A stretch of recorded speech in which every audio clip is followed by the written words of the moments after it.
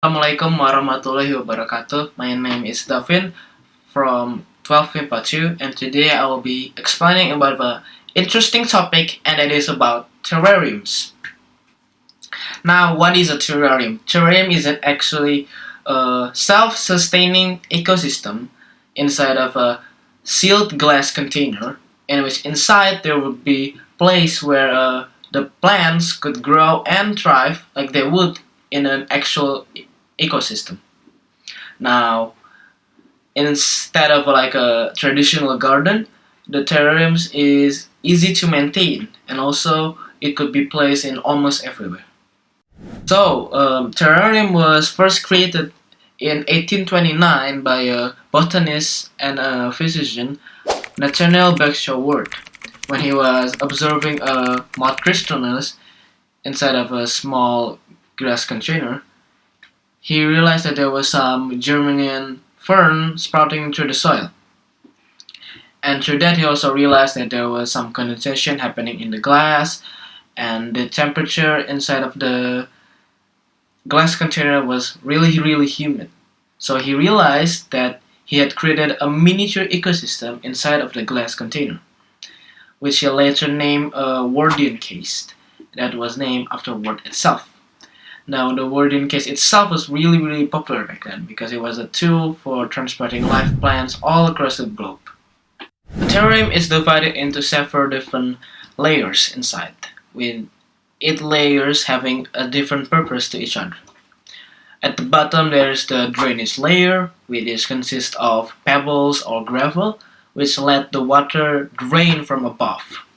And then above the layer would be the activated charcoal layer, where the charcoal would help to remove odor and also maintain the environment for the plants to grow.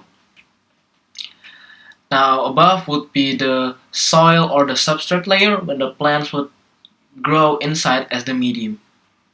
And then above it would be the layer that is the most interesting one in my eyes, and that is the hardscape layer. Inside this layer you could use decorative rocks like driftwoods and other rocks to create a sort of interesting look for the terrariums, and a place for the plants to also grow inside.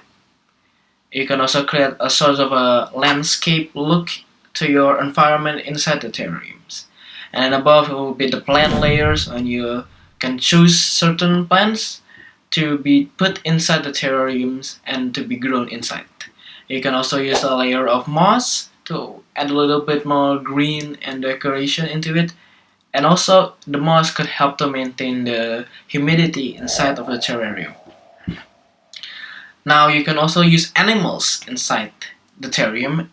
There's a lot of them. You could use small insects like millipede or springtails.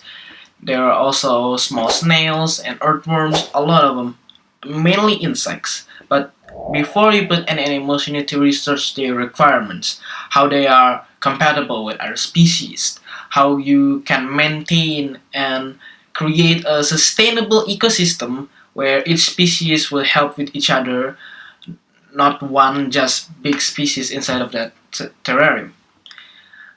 Because also there would be 2 different terrariums. There would be an open terrarium and also a closed terrarium. So an open terrarium would have a more drier environment, so it could house plants that could live in dry environment, while a closed terrarium create a more humid ecosystem, so plants could live in a more humid ecosystem environment. They could live in a closed terrarium.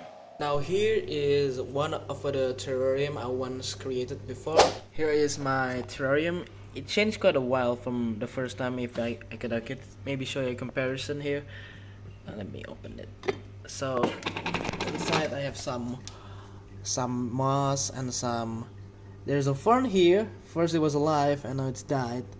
There's some rocks I put as decoration. Now the thing that's still alive in this terrarium is the moss. As you can see, it's still greenish in color.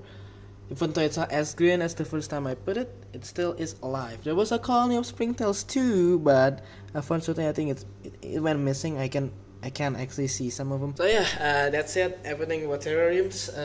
Thanks for watching me. Wassalamualaikum warahmatullahi wabarakatuh.